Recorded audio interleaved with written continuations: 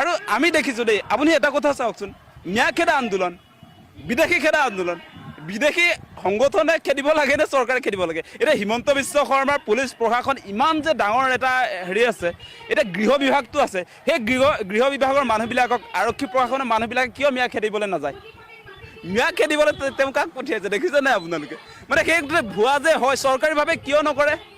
বস্তুটো ভুৱা মানে চৰকাৰীভাৱে সেইকাৰণে হিমন্ত বিশ্ব শৰ্মাই নকৰে। কথাটো বুজি লওক আপোনালোকে অসমবাসী ৰাইজ, যে বহুত আৰ্মি মিলিটাৰী অসম পুলিচ আমাৰ বহুত গিজগিজে আছে অসমত, তেওঁলোকে এঘৰ মানুহত গৈ তাত ম্যাদ খেদিবলৈ কিয় নাযায়? নোযোৱাৰ কথাটো মানে এইটো ভুৱা, এইটো সংগঠনৰ কিছুমান মানুহক পেট সংগঠন বুলি ক'ব লাগিব। হিমন্ত বিশ্ব শৰ্মাৰ একদম ৰঙা চিঙা পৰি গৈছে হিমন্ত বিশ্ব শৰ্মা।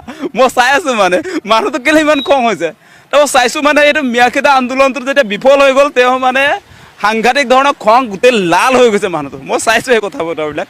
আৰু এনেও আমি কৈ আছিলোঁ যে এই ম্যাদ খেদা আন্দোলনটো ভুৱা এটা আন্দোলন, এটাও ম্যাদ তাৰপৰা খেদিব নোৱাৰে। আৰু অলপ দিনৰ কাৰণে খেদিব, টকা পইচা এটোপোলা দিবগৈ যেতিয়া, তাৰপাছত আকৌ সেই ম্যাদ তাত আকৌ ওলাব। সেইটো হৈ গৈছে, আমাৰ প্ৰমাণ হৈ গৈছে যে আজি 6-7 মাহমানৰ আগত ম্যাদ খেদা আন্দোলনটো এইবাৰ প্ৰথম নহয় 6-7 মাহৰ আগতো হৈছিলে। সেই ম্যাদ খেদা আন্দোলন তেতিয়া ক'লে যে উজনি অসমৰ ম্যাদ মুক্ত কৰা হ'ল বুলি সেই সময়ত কোৱা হৈছিলে। আৰু সেই একেখিনি মানুহে যিবিলাকে ম্যাদ মুক্ত কৰিলে বুলি কৈছিলে, যিবিলাক জাতীয় সংগঠনে নে কি সংগঠন নাজানো, ম্যাদ মুক্ত কৰিলোঁ বুলি কৈছিলে, আকৌ ম্যাদ মুক্ত শিৱসাগৰত কেনেকৈ ম্যাদ ভৰ্তি শিৱসাগৰ হৈ গ'ল, সেই কথাবোৰৰ বতৰাবিলাক আপোনালোকে চাওক। আৰু মোৰ এনেকুৱা লাগে এতিয়া জাতীয়তাবাদী বুলি কোৱা মানুহবিলাক, আপুনি সুধিবচোন জাতীয়তাবাদ মানে কি? এটাও নাজানে, এটাও নাজানে, সঁচাই কৈছোঁ।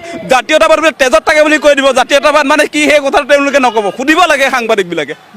মানে তেওঁলোকৰ কথা বতৰাবিলাকৰ পৰাই প্ৰমাণ হৈ যায় আচলতে জাতীয়তাবাদ মানে কি। মোৰ এই প্ৰশ্নটো হোৱাৰ পাছত তেওঁলোকে মোবাইলত আজি চাৰ্চ কৰিবগৈ জাতীয়তাবাদ মানে কি আচলতে।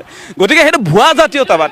সেই জাতীয়তাবাদটোৰ জৰিয়তে অসমবাসী ৰাইজ নাবাচে, এইটোৰ জৰিয়তে আচলতে বিজেপি বাচিব, 26ত জিকিব।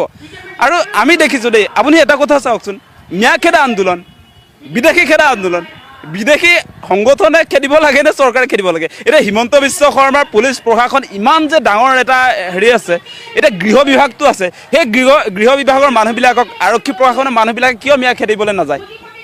ম্যাদ খেদিবলৈ তেওঁ কাক পঠিয়াইছে দেখিছে নাই আপোনালোকে? মানে সেই ভুৱা যে হয় চৰকাৰীভাৱে কিয় নকৰে?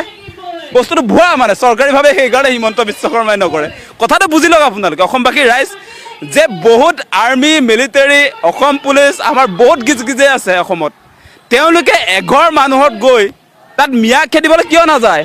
নোযোৱাৰ কথাটো মানে এইটো ভুৱা, এইটো সংগঠনৰ কিছুমান মানুহক পেট সংগঠন বুলি ক'ব লাগিব। হিমন্ত বিশ্ব শৰ্মাৰ পৃষ্ঠপোষকতাত সেই সংগঠনবিলাকে কাম কৰি আছে বুলি হিমন্ত বিশ্ব শৰ্মাই কৈছে, এইটো মই কোৱা নাই।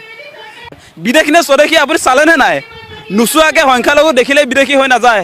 আপোনালোকে খেদা এজনো সেইকাৰণে বাংলাদেশ নাপায়গৈ। মানে হিমন্ত বিশ্ব শৰ্মা আৰু তেওঁৰ কোম্পানী যিবিলাক সংগঠন, তেওঁলোকে খেদা এজন মানুহকো যে বাংলাদেশ পাব নোৱাৰে সেইকাৰণে। মানে আপোনালোকৰ মগজটো নাই, মই কৈয়ে দিছোঁ আজি অপেনলি। সেই ভুৱা নাটকবিলাক নকৰিব। বিদেশী খেদাৰ নামত আপোনালোকে যে নাটক কৰি আছে, প্ৰমাণ ক'ত হ'ল? যে এইকেইদিন আপোনালোকে নিশ্চয় দেখা পালে, গোটেই বিদেশী ন্যায়াধিকৰণত যিবিলাকৰ গোচৰ চলি আছিলে, বিদেশী যিবিলাকে হ'বলৈ গৈ আছিলে, মানে 69,500জন মানুহক আপোনাৰ স্বদেশী কৰি দিলে। এখন নটিফিকেশ্যন উলিয়াই দিলে হিমন্ত বিশ্ব শৰ্মাই। ইফালে ম্যাদ খেদা আন্দোলন কৰি তেওঁ বিদেশী খেদিছোঁ বুলি কৈ আছিলে, সেই সময়ছোৱাত আপোনাৰ 69,500জন মানুহক আপোনাৰ স্বদেশী কৰি দিলে। সেইটোক লৈ আমাৰ এই জাতীয়তাবাদী নেতা এজনেও প্ৰতিক্ৰিয়া দিয়া নাই, কাহিনী ওলাই পৰিলে। এইটো সঁচা বিদেশী খেদা মানুহ নে মিছা বিদেশী খেদা মানুহ, এইবিলাক ওলাই পৰিলে। তেওঁলোকে এজনেও আজিৰ দিনটোলৈকে প্ৰতিক্ৰিয়া আমি দিয়া দেখা নাই। সংবাদ মাধ্যমত কোনেও মাতবোল নকৰে। মানে এদিনতে আপোনাৰ 69,500জন যিবিলাকৰ গোচৰ চলি আছিলে বিদেশী ন্যায়াধিকৰণত, সেইটো এদিনতে নটিফিকেশ্যন উলিয়াই কাৰ অধীনত? নাগৰিকত্ব সংশোধনী আইনৰ অধীনত স্বদেশী কৰি দিলে। সেইটোক লৈ কোনেও মাতবোল নকৰে, চেলটেপ মাৰি থৈছে। এতিয়া তেওঁলোকৰ এই জাতীয়তাবাদক সেইকাৰণে কৈছোঁ, এইটো কেঁচুৱা জাতীয়তাবাদ।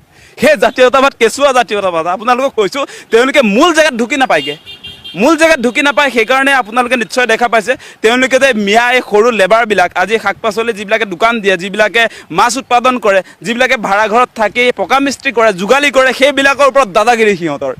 আজি যে আপোনাৰ অসমৰ হাইৱেৰ মাটিবিলাক যে গোটেই এফালৰ পৰা গোটেই বহিৰাগতই লৈ ল'লে, সেইবিলাক তেওঁলোকে নেদেখে, কেতিয়াও নেদেখে। আজি আদানী আম্বানীক কেনেকৈ মাটি তুলি দিছে এটা প্ৰতিক্ৰিয়া দিয়ে নাহে, তেওঁলোকে নিদিয়ে। আজি ৰামদেৱক যে আপোনাৰ পাম খেতি কৰিবৰ কাৰণে যিটো মাটি তুলি দিছে গোলাঘাটত, আজি যাদৱ পায়েং তেখেতে সন্মুখত আহিবলগীয়া হৈছে। সন্মুখত কোন আছিলে? সন্মুখত থকাবিলাকে দেখোন এই কথা বতৰা নকয়। আজি গতিকে ক'ত ধৰিব লাগে ক'ত ধৰি আছে কেঁচুৱা জাতীয়তাবাদ মানে সেইসকল লোকক কৈছোঁ যিবিলাকে এই সৰু সৰু মানুহৰ ওপৰত দাদাগিৰিটো চলাইছে এতিয়া ডাঙৰ যিবিলাক পুঁজিপতি কৰ্পৰেট হাউচৰ বিৰুদ্ধে এটা শব্দই ক'ব নোৱাৰে তেওঁলোকে আজি তিনিচুকীয়া জিলাত কাৰ দখলত আছে তিনিচুকীয়া জিলাখনৰ এই টাউনখনত তিনিচুকীয়া জিলাৰ টাউনখন কাৰ হাতত আছে এতিয়া কাৰ হাতত আছে মিয়াৰ হাতত আছে নে কাৰ হাতত আছে আপোনালোকে নিজে নিজক সোধক আজি অসমৰ গোটেইকেইটা টাউন কাৰ হাতত আছে কাৰ পৰা আমাৰ লোকচান হৈছে সেই কথাটো চাওক মিয়াৰ পৰা লোকচান হৈছে বুলি যে কৈ আছোঁ আমি কেৱল মিয়াৰ পৰা হৈছেনে মিয়াক গালি পাৰি আছোঁ সেই ইফালে যে শক্তিশালী হৈ গৈ আছে তেওঁলোকে প্ৰতিদিনে যে মাটি গোটাই আছে চৰকাৰখনৰ উচ্ছেদক যে সমৰ্থন কৰি আছে আপোনালোকৰ সেই উচ্ছেদ অভিযানটো আমি দেখিলোঁ 10 কিলোমিটাৰ দূৰলৈ তেওঁলোকে উচ্ছেদ কৰি মানুহবিলাকক বিদেশী বুলি কয় 10 কিলোমিটাৰ দূৰত আপোনাৰ সংস্থাপন কৰে চাপৰ বিলাচীপাত সেই প্ৰমাণ গৰুখুটিত তাৰ প্ৰমাণ কাজিৰঙা ৰাষ্ট্ৰীয় উদ্যানত সেইটো আপোনালোকে নিশ্চয় দেখা পায় গুৱাহাটীৰ পৰা গ'লে লেফ্ট ছাইডে থকা মানুহবিলাক ৰাইট ছাইডে লৈ আহিলে সেয়াই বিদেশী খেদা আন্দোলন বাংলাদেশী বুলি কৈছিলে সেইকাৰণে কথাবিলাক ক'বলগীয়া হৈছে গতিকে এনেকুৱা ভুৱা নাটক বন্ধ কৰক অসমৰ ক্ষতি কৰাৰ অধিকাৰ আপোনালোকক কোনে দিলে অসমক ক্ষতি কৰি আছে তেওঁলোকে অসমক ক্ষতি কৰি আছে মিছাকে এটা প্ৰপাগাণ্ডা কৰি হিমন্ত বিশ্ব শৰ্মাক মানে 26ত জিকাম বুলি ঠিকা লৈছে নেকি আপোনালোকে ঠিকা লৈছে ঠিকাদাৰ মানে এনেকুৱা নচলিব সেই কথাত স্পষ্ট কৰি দিছোঁ আমি বিদেশী খেদিম বুলি কৈছোঁ আমি বিদেশী খেদিম বুলি কৈছোঁ হিমন্ত বিশ্ব শৰ্মাৰ আপোনালোকে কৈছে আমি নাটক কৰিম নাটক কৰিবলৈ দিম নেকি আমি নিদিওঁ সেই কথাটো স্পষ্ট সেইকাৰণে এতিয়া অসমৰ ৰাইজে লাহে লাহে বুজি উঠিছে কোন এইবিলাক সংগঠনৰ নেতা ওলাইছে হে বিদেশী এনেকৈ খেদে নেকি বিদেশী স্বদেশী চিনাক্ত হ'ব এনআৰচিৰ জৰিয়তে আপুনি কৈ দিলে কোনোবা বিদেশী হৈ যাব নেকি সেই নাটক নহ'ব আমি কৈছোঁ আমি বিদেশী খেদিম 1971 চনৰ 25 মাৰ্চৰ পৰা যিবিলাক মানুহ ইয়াত আহিছে অসমত গোটেইবিলাক যাব লাগিব সেই কথা আমি কৈছোঁ তেওঁলোকে বিদেশী খেদাৰ নাটক কৰিব তাৰপাছত বিদেশী যে স্বদেশী কৰিলে তাক লৈ যে চেলতে মাৰি থ'ব তাৰ বিৰুদ্ধে যে এটা শব্দ ক'ব নোৱাৰে সেইবিলাক ভুৱা জাতীয়তাবাদী নেতাৰ বিৰুদ্ধে সকলো ৰাইজ আচলতে ঐক্যবদ্ধ হ'ব লাগে তেওঁলোকৰ কথাত কোনো শুনিব নালাগে এই মানুহবিলাকৰ কথা শুনিলে অসম জহন্নামে যাব সেই কথাটো স্পষ্ট আৰু যিবিলাক মিয়া মুছলমান দেখিলে যে সন্দেহযুক্ত বুলি কয় আপুনি কি জাতীয়তাবাদী নেতা